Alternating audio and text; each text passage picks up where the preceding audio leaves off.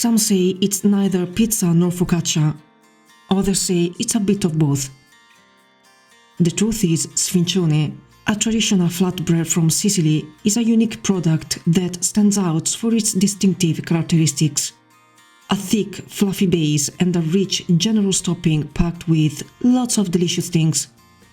In today's video, I'll show you how to recreate one of the most traditional Sicilian dishes at home, just like families on the Italian island do.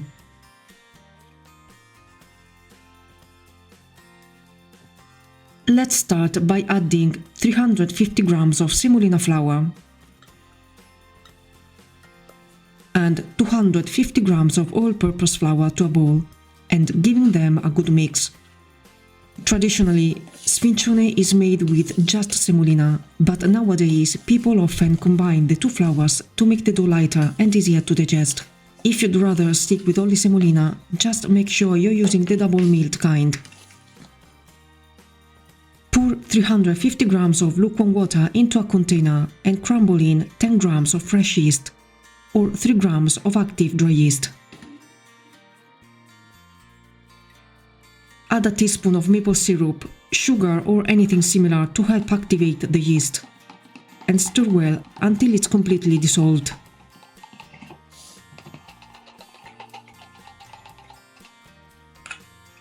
Now pour half of the liquid into the flour mixture and mix until it's fully absorbed.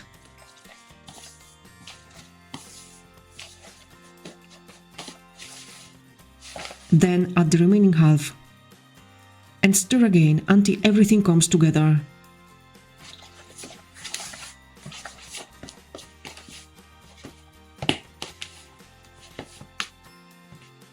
You'll end up with a fairly soft and slightly loose dough, not too wet, but not fully formed either.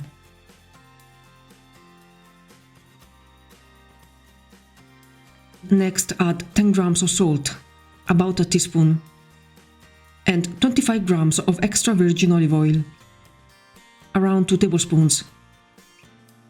Mix everything together again. As the dough starts to form, use a spoon to fold the outer edges into the center.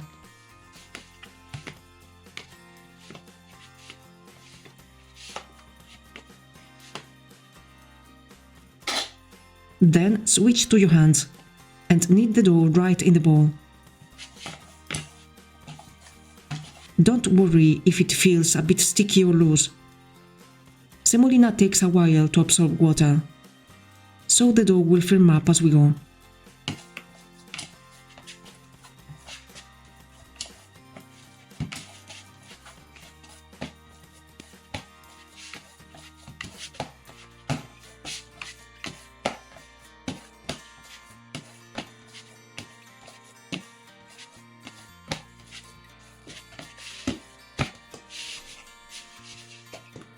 Cover the bowl and let the dough rest for 15 minutes.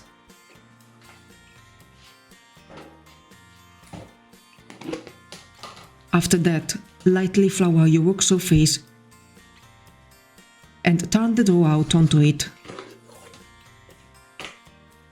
Start kneading it by folding the dough in on itself and rolling it. This only takes about a minute and really doesn't require much effort.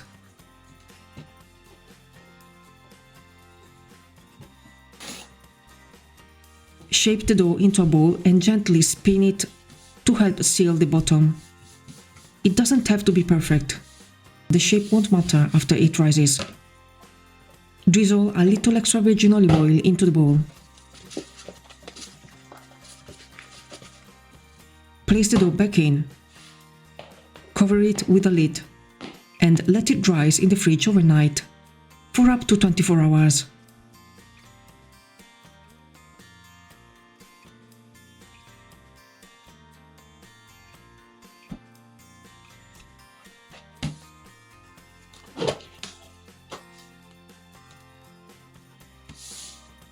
Dust your work surface with a bit of flour. Then turn the dough out and let it rest for about 15 minutes to come up to room temperature. Then go ahead and start kneading. You'll see it starts to build strength pretty quickly, so just like before, this part won't take long. Shape the dough into a ball.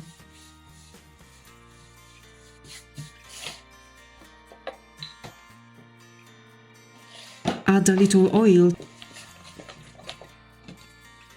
Place the dough in.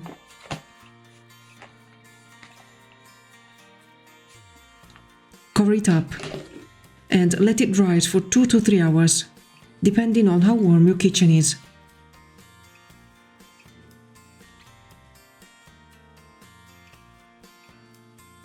In the meantime, let's get started on the topping. Start by thinly slicing 3 medium to large onions. In a large pot, add a splash of extra virgin olive oil and about half a cup of water. Then warm it up over low heat. Add the sliced onions.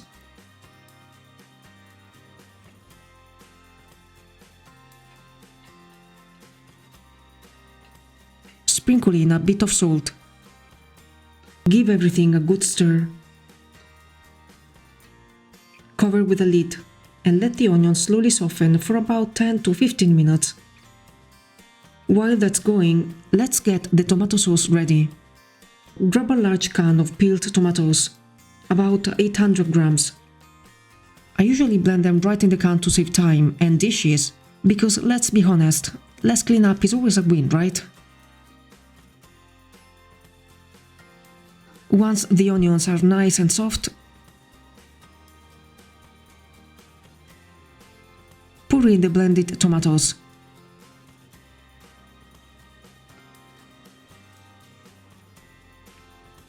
Season with dried oregano, black pepper,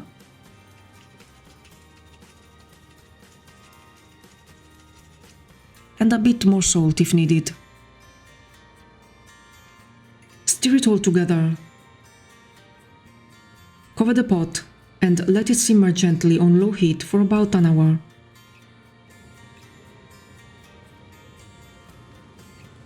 By the end, the sauce should be thick and rich, with most of the water cooked off.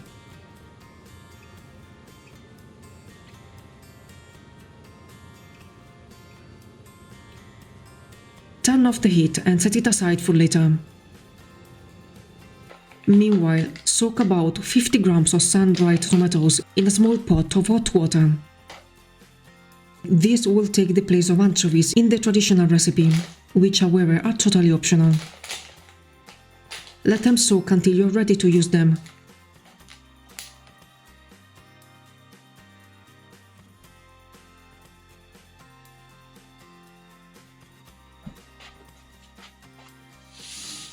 Once the dough has doubled in size, it's time to prep your baking pan. Brush a little extra virgin olive oil all over the bottom and sides to coat it evenly. Then turn the dough out into the pan. With oiled fingers, start pressing it out slowly, using light pressure to stretch it toward the edges.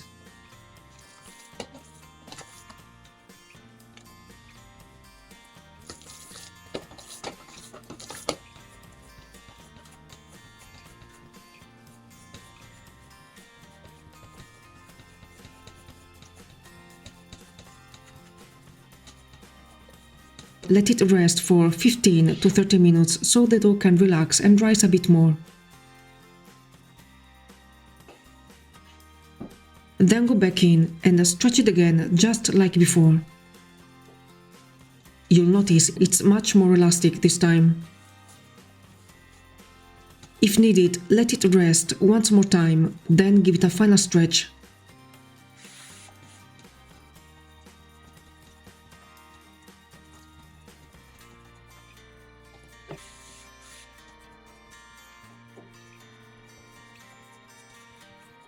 As always, make sure the edges of the dough are snug against the sides of the pan.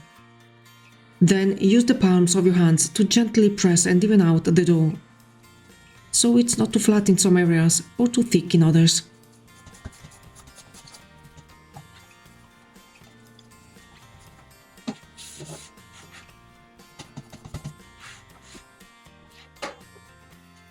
In the meantime, preheat the oven to 250 degrees Celsius.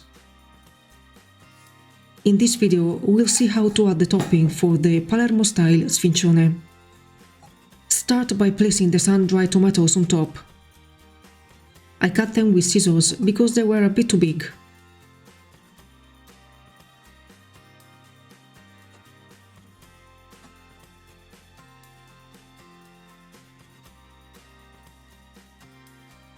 Next, spread the tomato and onion sauce all over. Don't be afraid to go heavy, you'll need the whole batch. What makes sfincione from Palermo special is the generous amount of topping.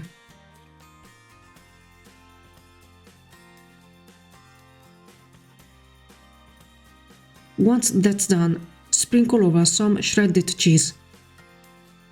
Please check the description box for more details and possible substitutions based on your dietary needs.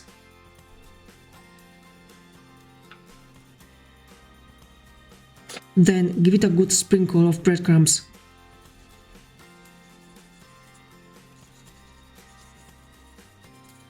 Finally, bake for 20–25 minutes.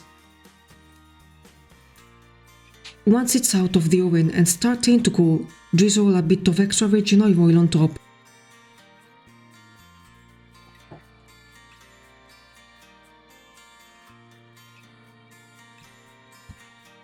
And finish with a touch of oregano. You can use the dried one, but honestly, I prefer it fresh.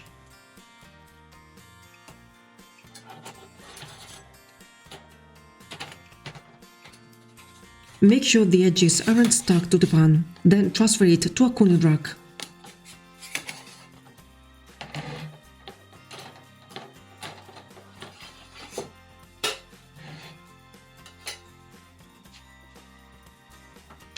You wouldn't believe how amazing and aromatic my kitchen smells right now. And while I slice this beauty, let me share a fun fact. The word sfincione comes from the Latin spongia, meaning sponge. In Sicilian dialect, that became sfincia or sfincione, referring to the soft, sponge-like texture of the dough. Well, what can I say? How could anyone resist this kind of deliciousness? Just look at how juicy that topping is.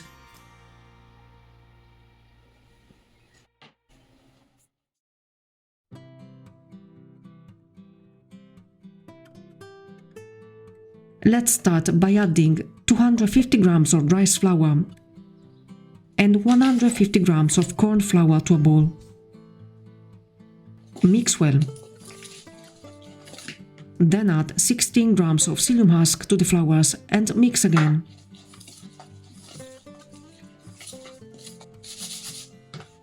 Next, prepare 135 grams of warm water and crumble in 10 grams of fresh yeast.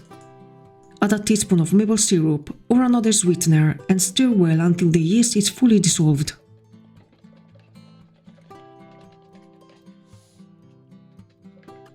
Pour the liquid into the flour mixture and start combining.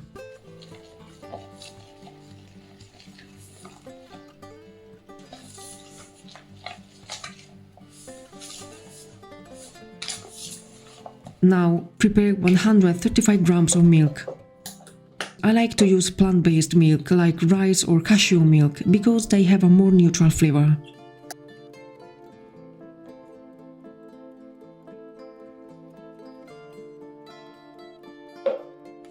If your milk is cold fridge, make sure to warm it up slightly.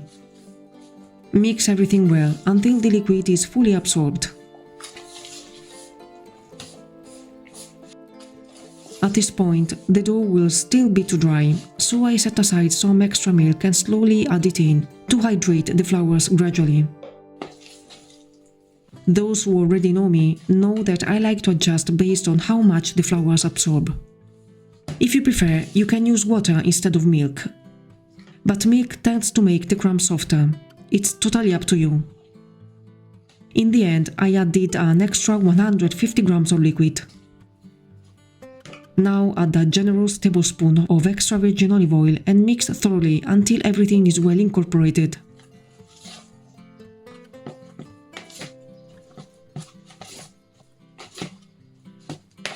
The final texture should be soft and slightly lumpy, not overly wet.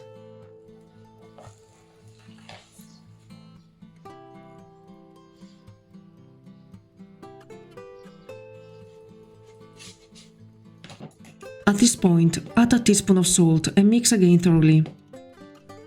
You'll notice the dough starts to absorb more liquid as you need.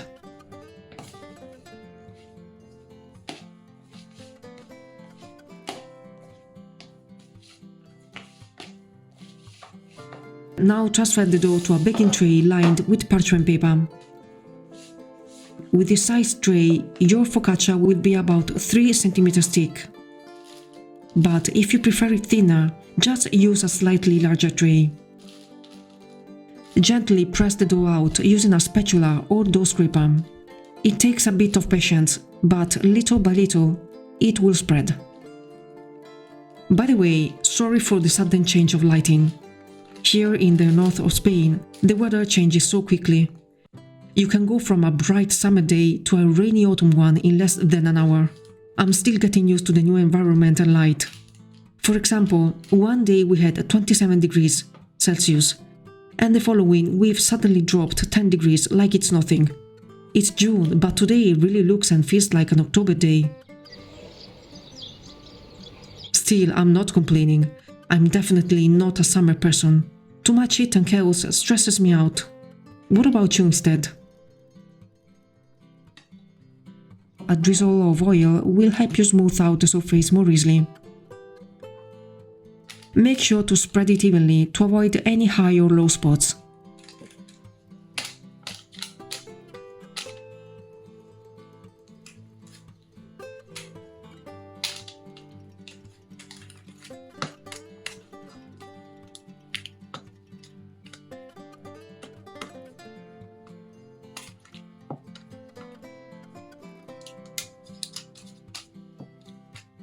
Now let it rise in the oven, turned off obviously, for about 2 hours, or until it has doubled in size.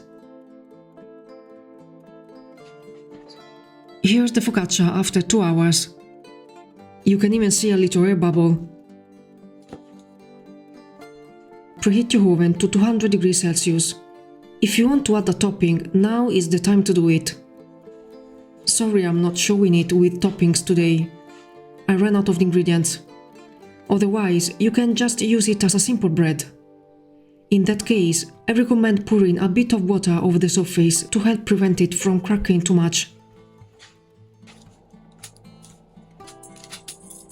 Bake for 20 minutes.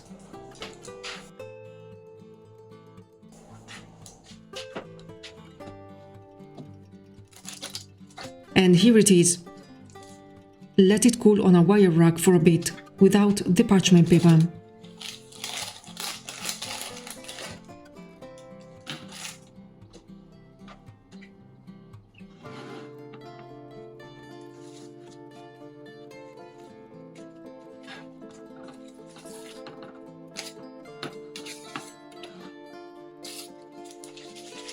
I have to say, I'm really curious. Just look at the gorgeous crumb and how soft it is. Honestly, this bread is perfect for slicing in half and making delicious sandwiches. I'm not exaggerating when I say this is one of the best gluten-free focaccias I've ever baked. Perfectly balanced, soft, structured and light.